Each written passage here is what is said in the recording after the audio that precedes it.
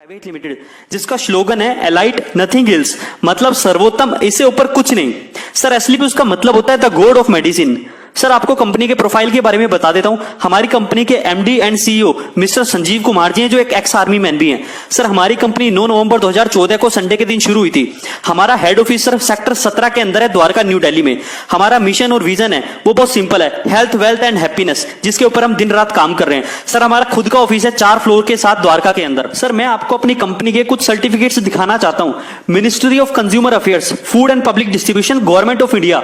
Sir इनकी जो list है उसमें हम 35th नंबर पे आते हैं। इसके अलावा federation of direct selling association FDSA, sir उसके भी हम मेंबर हैं। इसके अलावा certificate of incorporation CIA number, वो भी हमारे पास है। इसके अलावा पैन नंबर सर वो भी हमारे पास है।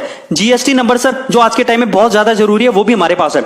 आईएसओ 9001 2015 क्वालिटी मैनेजमेंट सिस्टम, इसका सर्टिफिकेट भी सर हमारे पास है। इसके अलावा गुड मैन्युफैक्चरिंग प्रैक्टिसेस जीएमपी, उसका सर्टिफिकेट भी हमारे पास है, जो आप देख रहे होंगे। सर हमारी कंपनी की बेस्टेस्ट क्वालिटी के प्रोडक्ट्स और हमारी मेहनत को देखते हुए हमें कुछ अवार्ड्स भी मिले हैं, जैसे भारत शौर्यश्री अवार्ड 2018।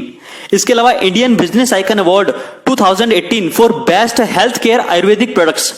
इसके अलावा सर संकल्प से सिद्धि 2018। इसके अलावा सर हमें इंटरनेशनल अवार्ड भी मिला है, international excellence award 2019 in Malaysia. ये सर मलेशिया में मिला है। सर प्रेजेंटेशन में देने जा रहा हूं, प्लीज थोड़ा ध्यान से सुनिएगा और देखिएगा सारी चीजें। Live few decades back and today, sir आज से 40-50 साल पहले की अगर मैं बात करूं तो उस टाइम की जो दुनिया थी, उस टाइम के जो लोग होते थे, उनको 60-70 साल तक कोई बीमारी नहीं लगती थी। उनकी आंत, दांत, पेट सब बिल्कुल मजबूत रहते थे, क्योंकि खाने के अंदर उनको सारे न्यूट्रिशंस जो है मिल जाया करते थे।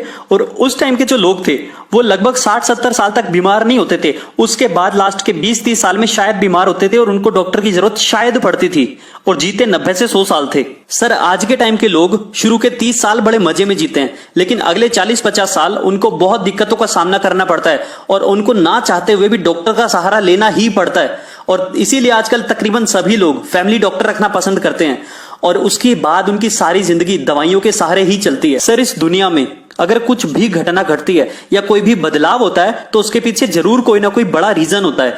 तो क्या रीजन रहा कि पहले के टाइम के लोग और आज के टाइम के लोग, इन दोनों में इतना फर्क हो गया? चलिए देखते हैं।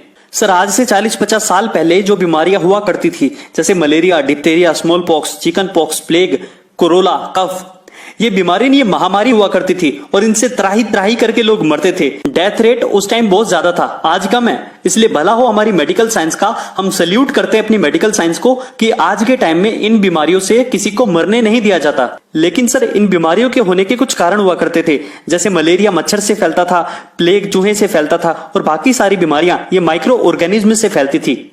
और आज के टाइम में जो बीमारियां प्रेजेंट है वो क्या है? ओस्टियोपोरोसिस, हड्डियों में छेद हो जाना, asthma, diabetes, heart attack, cancer, इसके अलावा अर्थराइटिस, ओबेसिटी, मोटापा और अल्जाइमर्स, ऐसी खतरनाक बीमारियां जो 50 साल पहले नहीं थी और आज हैं।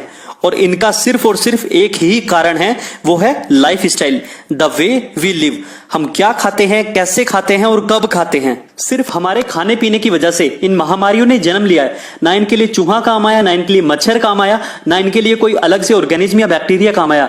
सिर्फ हमारे खाने पीने की वजह से, हमारे लाइफ स्टाइल की वजह से इन सारी बीमारियों ने जन्म ले लिया। और आज त्राही त्राही करके लोग इन बीमारियों से मर रहे हैं, और डॉक्टरों के पास भी इनको कंट्रोल करने के सिवाय, इनको खत्म करने का कोई उपचार नहीं है। तो ऐसा क्या हुआ जो 50 साल पहले नहीं था और आज के टाइम में इन महामारियों ने जन्म ले लिया? So what went wrong? ऐसा क्या गलत हो गया? सर मैं आपको बताना चाहूंगा, जब भगवान ने सृष्टि बनाई थी ना, तो यहाँ पे फल थे, पौधे थे, सब्जियां थी, सारी चीज भगवान ने इंसान के लिए बनाई थी, ताकि हमें खाने के बाद सारे न्यूट्रिशंस वहां से मिल जाएं। आज से 50 साल पहले जो फल, पौधे, सब्जियां थी, वो जस्ट लाइक ए मेडिसिन का काम करती थी, और उस टाइम के लोग जब उनको खाते थे तो उनको nutrition, vitamin, mineral, fibre, protein, सारी की सारी चीजें वहां से मिल जाया करती थी। और आज जो हमारी बॉडी है उसको क्या चाहिए? उसको प्रोटीन चाहिए, उसको विटामिन चाहिए, उसको फाइबर चाहिए, उसको मिनरल चाहिए। लेकिन आज के खाने से हमें मिल क्या रहा है? हमें क्या मिल रहा है? हमें रिफाइंड प्रोडक्ट्स मिल रहे हैं, शुगर मिल रहा है, सॉल्ट मिल रहा है, एनिमल प्रोडक्ट मिल रहे हैं, कोलेस्ट्रॉल मिल रहा है, पेस्टिसाइड्स मिल रहे हैं, केमिकल्स मिल रहे हैं। ये आज खाना पीना नहीं है सर, ये एक तरह का धीमा जहर है जो हमारे शरीर में जाता है और फिर इन लाइफ स्टाइल डिजीज को पैदा करता है। तो ऐसा क्या हो गया कि पहले जो खाना था वो दवाइयों का काम करता था, और आज का जो खाना है वो खाना ही जहर बन गया? कैसे बन गया? तो सर पहले क्या था, हमारे देश की आबादी 50 करोड़ होती थी, तो जितनी डिमांड थी उतनी सप्लाई आराम से हो जाती थी। नेचुरल चीजें लोगों को मिलती थी, जितनी भी फल सब्जियां होती थी वो सभी लोग आराम से खा भी लेते थे, बेच भी लेते थे और कमा भी लेते थे। मतलब सर प्योरिटी थी। और आज आज क्या हुआ? जमीनें वही हैं, खेत खलियान वही हैं, गांव वही हैं, लेकिन आबादी 50 करोड़ से बढ़कर 125 करोड़ हो गई है। अब क्योंकि डिमांड ज्यादा हो गई है तो सप्लाई तो पूरी करनी है ना। तो सर आज के टाइम में फल सब्जियां पौधे पहले की तरह उगाए नहीं जाते हैं, बल्कि मैन्युफैक्चर किए जाते हैं। इंजेक्शंस का सहारा लगाया जाता है। एक रात पहले लौकी के अंदर इंजेक्शन लगाया जाता है और लौकी इतनी बड़ी, तोरी के अंदर लगाया जाता है, तोरी इतनी बड़ी, खीरे के अंदर इंजेक्शन लगाते हैं, खीरा इतना बड़ा। मतलब सिर्फ डिमांड को पूरा करने के लिए चाहे सब्जियां जहर बन जाए, लेकिन डिमांड पूरी होनी चाहिए, इनको पैसा मिलना चाहिए। यूरिया, डाई, पेस्टिसाइड, जहर जैसी चीजों का सहारा लिया जा रहा है सिर्फ और सिर्फ उस डिमांड को पूरा करने के लिए। तो सर जमीनें तो उतनी है ना, जमीन तो नहीं बढ़ी, आबादी तो बढ़ी है ना। तो कैसे ना कैसे करके सर आज सप्लाई पूरी कर रहे हैं लोग। आज हर चीज को केमिकल की प्रिकॉशन से 6-6 महीने तक कोल्ड स्टोरेज में रखा जाता है। 6 महीने बाद अगर कोई फल या सब्जी आप खाते हो तो उसमें क्या होता है? आज अगर आप अपने घर में बिना फ्रिज के कोई सब्जी रखते हो तो सिर्फ 3 दिन में वो सब्जी सूख जाती है। कैसे सूखती है? वो खुद बता रही है कि मेरे अंदर से सब कुछ चला गया, कोई ताकत नहीं रहती 3 दिन बाद सब्जी के अंदर। तो आज जो हम खा रहे हैं ना सर, वो एक तरह का जहर हो गया है। आप देख पा रहे होंगे किसान को, वो अपने खेत में दवाइयों का छिड़काव कर रहा है, लेकिन ध्यान से देखिए उसने अपना मुंह ढका हुआ है, क्योंकि उसको पता है कि अगर ये दवाई सांस के सहारे उसके अंदर चली गई तो उसको बहुत दिक्कत हो जाएगी। अब अगर ये बंदा सिर्फ सांस लेने में इतना डर रहा है, तो जब इसकी उगाई हुई चीजों को हम खाते हैं तो क्या हालत करेंगे हमारे शरीर की। इसके अलावा हमारा एक और शौक भी है, Coca Cola, Pepsi, cold drink, जो हमारे बच्चों को भी बहुत ज्यादा पसंद है। आपको पता है Coca Cola, Pepsi, cold drink के अंदर इतनी ज्यादा चीनी होती है, इतनी ज्यादा शुगर होती है कि नॉर्मली कोई व्यक्ति इतनी ज्यादा शुगर खा नहीं सकता। लेकिन एस्पेरेटिम नाम का एक ऐसा केमिकल इसके अंदर डाल दिया जाता है जिससे हमें पता ही नहीं लग पाता कि हम कितनी चीनी खा गए। और दुनिया की ऐसी कोई बीमारी नहीं है जो इस पेप्सी, कोका कोला को पीने से ना लगती हो। BP, diabetes, migraine, joint pains, heart problem, depression, memory loss, brain tumour, ऐसी सैकड़ों बीमारियां सिर्फ और सिर्फ इस केमिकल को पीने से लगती हैं। उसके बाद बर्गर, केक। अगर केक की मैं बात करूं तो एक चींटी मक्खी को आप फेंक दो, वो उसे खाती नहीं है। क्यों? क्योंकि इसके अंदर केमिकल होता है सर, जो शैम्पूज में मिलता है, टॉयलेट क्लीनर में मिलता है। बर्गर से भी अगर आप टमाटर प्याज निकाल दो तो बर्गर सड़ेगा नहीं, गलेगा नहीं, कुछ नहीं होता। इससे भी चींटी मक्खी नहीं खाती। उन्हें भी पता है, मतलब जानवरों को पता है कि इसको खाना जहर है, इंसान उसे तब भी खाता जा रहा है। आइसक्रीम में जो कलर फ्लेवर दिए जाते हैं ना, जैसे वनीला, पाइनएप्पल, स्ट्रॉबेरी, बनाना, ये सब के सब केमिकल से दिए जाते हैं। जैसे benzyl acetate used for strawberry flavour, it's a nitrate solvent. आप इसको पढ़ सकते हो, मैंने सिर्फ एक लाइन पढ़ के सुनाई है। मतलब ये सब चीजें पेंट में, क्लीनर में, कॉकरोच मारने वाली दवाइयों में, ये सारे के सारे केमिकल उन चीजों से बनाए जाते हैं जिन चीजों से आइसक्रीम बनाई जा रही है, और इंसान बड़े मजे में उसको बना के खा भी रहा है। अब ये तो रही सर खाने पीने की मार, एक है कुदरत की मार, toxins from environment, air pollution. अब जैसे जैसे आबादी बढ़ी, मैन्युफैक्चरिंग बढ़ी, फैक्ट्रियां लगी, आज एयर में इतना पोल्यूशन है, इतना जहर है सर। अब नाक पे तो कोई फिल्टर लगा नहीं सकते ना, सांस तो लेना ही पड़ेगा।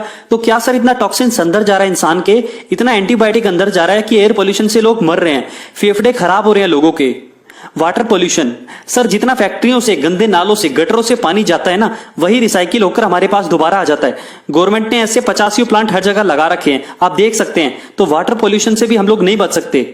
रेडिएशन सर, ये एक तरह का बहुत बड़ा कैंसर है, खतरनाक से खतरनाक कैंसर आज इंसान को मोबाइल रेडिएशन से हो रहा है। अब इसकी वजह से हुआ क्या सर? पूरी दुनिया में जो 60% डेथ हो रही है ना हृदय से संबंधी बीमारियों से, वो सिर्फ और सिर्फ इंडिया में हो रही है। इंडिया के अंदर 35% लोगों की जो मौत हो रही है सिर्फ हार्ट अटैक से हो रही है। सिर्फ हार्ट अटैक से इतनी भयानक बीमारी के रूप में आज ये फैल रहा है ना सर, कि आदमी रात को सोता है और सुबह सुबह मर जाता है। उसे खुद नहीं पता होता, रात को आराम से खाना पीना खा के सोया था। आपको भी हो सकता है सर, मुझे भी हो सकता है, किसी को नहीं पता कि क्या हमारे अंदर हार्ट अटैक पनप रहा है या नहीं। डॉक्टर्स भी परेशान है कि आदमी रात को तो ठीक ठाक सोता है, सुबह मर जाता है। पहले first attack, second attack, third attack ऐसे तो आते थे ना, लेकिन आजकल क्या हो रहा है? कोई फर्स्ट नहीं, कोई सेकंड नहीं, कोई थर्ड नहीं, सीधा फाइनल, फिनिश्ड, रातों रात फिनिश्ड। कितनी भयानक बीमारी है सर ये। डायबिटीज, हर 7 में से एक आदमी को डायबिटीज है सर आज। ये बीमारी एड्स से भी ज्यादा खतरनाक है, क्योंकि एड्स का आदमी तो कई साल आराम से जी सकता है, लेकिन डायबिटीज का आदमी रोज रोज मरता है, हर दिन मरता है, और हर 7 में से एक व्यक्ति को ये हो चुका है सर। अर्थराइटिस, अर्थराइटिस का मतलब है हाथ पैर टेढ़े हो जाना। आज छोटे छोटे बच्चों की हड्डियां इतनी कमजोर हो चुकी हैं, हाथ पैर टेढ़े हो चुके हैं। इस बीमारी को जितने यूरोप और नॉर्थ इंडिया के अंदर पूरे पेशेंट है ना, उतने अकेले इंडिया में है। ओबेसिटी, आने वाले 10 साल में 50% जो पॉपुलेशन हमारे भारत की है वो मोटापे का शिकार होने वाली है सर। और आपको पता है मोटापा अकेला सैकड़ों बीमारियों को जन्म देता है। मोटा होने से हार्ट अटैक हो सकता है, शुगर हो सकता है, एसिडिटी हो सकती है और हजारों ऐसी बीमारियां हैं जो अंदर ही अंदर पनप जाती हैं। इसके अलावा हाइपरटेंशन, सर बीपी की आज बहुत बड़ी बीमारी हो चुकी है। छोटे छोटे बच्चे जो शहरों में रहते हैं ना, उन्हें बीपी की बीमारी है सर आज। पहले बुढ़ापे में बीपी होता था, लेकिन आज बच्चों को छोटी छोटी उम्र में बीपी हो रहा है और इसकी वजह सिर्फ और सिर्फ हमारा खान पान है। कैंसर से पूरी दुनिया में तीसरे नंबर पर सबसे ज्यादा लोग इंडिया में मर रहे हैं सर। आज हमें पता चलता है उसको कैंसर हो गया, उसकी मम्मी को कैंसर हो गया, उसके भाई को कैंसर हो गया, उसके पापा को कैंसर हो गया। तो हमें लगता है कि यार शराब पीता होगा, मीट खाता होगा, गुटखा खाता होगा, क्योंकि कैंसर तो पहले इन्हीं से होता था। लेकिन आज पता चलता है उसने जीवन में कभी भी शराब नहीं पी, कोई तंबाकू गुटखा नहीं खाया, कैंसर हो गया। आखिर ये कैंसर आया कहां से सर? ये कैंसर आया, किसी को डाई असर कर गई, किसी को यूरिया, किसी को पेस्टिसाइड, किसी को इंजेक्शन, किसी को शैम्पू का केमिकल, पता नहीं किस केमिकल ने कैंसर पैदा कर दिया। और आज कैंसर डॉक्टर की पकड़ में तब आता है जब तीसरा स्टेज होता है, जब इंसान को कोई बचा नहीं सकता। ओस्टियोपोरोसिस, हड्डियों में छेद हो जाना। सर आज इंडिया के अंदर 50 साल से ज्यादा उम्र के 1,63,00,000 लोग ऐसे हैं जिनको हड्डियों में छेद हो चुका है, और उनको ये तब पता चलता है जब हड्डियां पूरी तरह से खत्म हो जाती हैं। एलर्जी, आज इंडिया के अंदर लगभग 30% लोग ऐसे हैं जो किसी ना किसी एलर्जी के शिकार हैं सर। स्टोन प्रॉब्लम, आज हर 20वें व्यक्ति को पथरी की समस्या है सर। सिर्फ खान पान की वजह से ये आंकड़ा हर दिन बढ़ता जा रहा है। आज बच्चियों को, लड़कियों को दुनिया भर की तरह तरह की बीमारी आज होती जा रही है सर। ये आ कहां से रही है? Early menopause, early puberty, breast cancer, ladies problem, दुनिया भर की बीमारी आज होती जा रही है just because of life style. सिर्फ और सिर्फ लाइफ स्टाइल की वजह से ये आज होती जा रही है।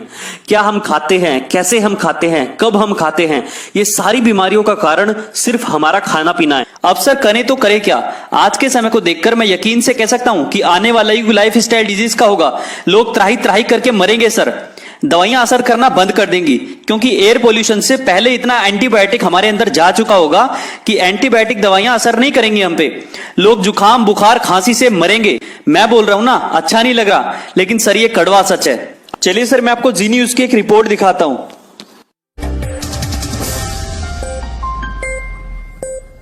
अगर आप छोटी मोटी बीमारियां होने पर भी एंटीबायोटिक दवाएं खा लेते हैं तो हमारी अगली खबर आपके बहुत काम की हो सकती है। WHO ने आज एक रिपोर्ट जारी की है जिसके मुताबिक बाजार में मिलने वाली ज्यादातर एंटीबायोटिक दवाएं अब बेअसर साबित हो रही हैं, यानी इन्हें खाने से आपको कोई फायदा नहीं होने वाला। और इससे भी बड़ी परेशानी की बात यह है कि जिन नई एंटीबायोटिक दवाओं पर रिसर्च चल रहा है वो अभी पाइपलाइन में है और ज्यादा कारगर नहीं है।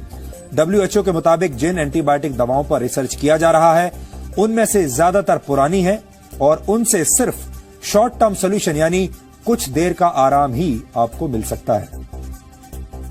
WHO की ताजा रिपोर्ट के मुताबिक लंबे समय तक एंटीबायोटिक खाने से शरीर में मौजूद बैक्टीरिया रेजिस्टेंट हो जाते हैं। इनमें सबसे ज्यादा खतरा होता है ट्यूबरकुलोसिस यानी टीबी के इन्फेक्शन का। टीबी से भारत में वर्ष 2015 में करीब 4,80,000 लोगों की मौत हुई थी और आगे एंटीबायोटिक दवाओं के बेअसर होने से ये संख्या और बढ़ सकती है।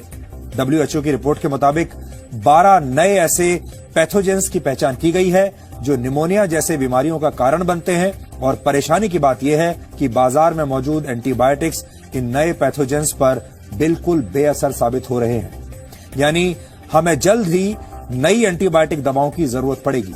आपको जानकर हैरानी होगी कि पूरी दुनिया में हर साल 7 लाख लोगों की मौत एंटीबायोटिक रेजिस्टेंस की वजह से हो जाती है और वर्ष 2050 तक ये आंकड़ा 1 करोड़ प्रति वर्ष भी हो सकता है। एंटीबायोटिक दवाओं के इस्तेमाल के मामले में हमारा देश भारत पूरी दुनिया में नंबर 1 पर है। हमारे देश में लोग जरा सी बात पर एंटीबायोटिक दवाएं खा लेते हैं और जाने अनजाने में खतरनाक बैक्टीरिया की मदद करते हैं। सामान्य भाषा में कहा जाए तो वक्त गुजरने के साथ एंटीबायोटिक दवाएं खा खाकर शरीर के हानिकारक उसके लिए आयुर्वेद अपनाओ और अपना